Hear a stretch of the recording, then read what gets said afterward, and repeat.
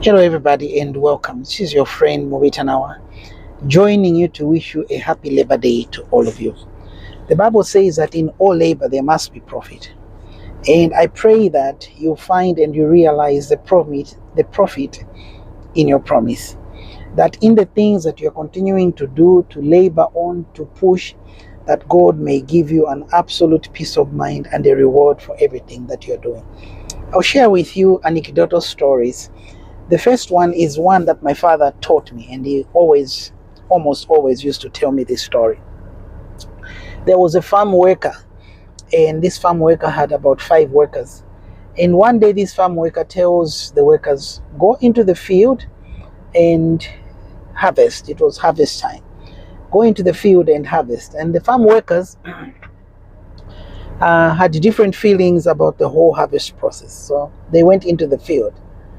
And as they went into the field, 2 of the workers took a different turn. They were given equal bags, so 2 of the workers took a different turn. The other 3 went. So after a short period of time, the manager or the owner of the farm only realized that 2 of his workers had returned. And the owner of the farm said, how come you came back so quickly? And the workers said, no, we are just fast workers. We are done. After about an hour or 2, that's when the other 3 came back. And the manager or the owner said, how come you took so long? He says, no, it was a lot of work. So anyway, what ended up happening was the owner of the farm said to them, okay, do you all have your harvest with you? He said, yeah. And they said, yes, we do, all 5 of them. And so the owner of the farm said, okay, what really happened out there?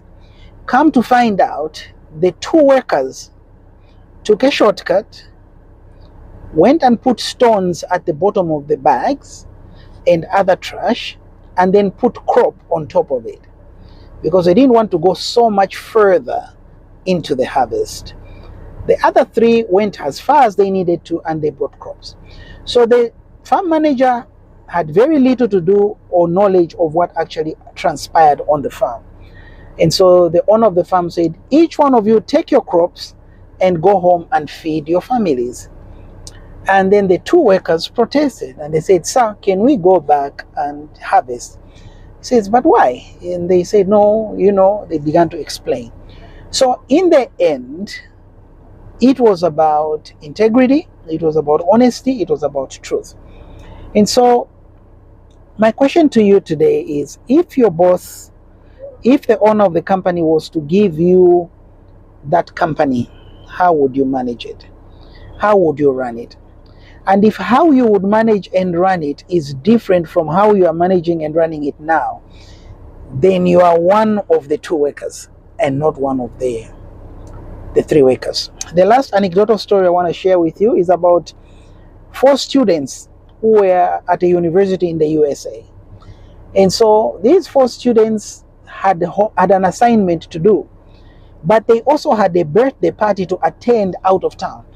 So they then told the lecturer and said, sir, we will hand in our assignments on Monday sharp.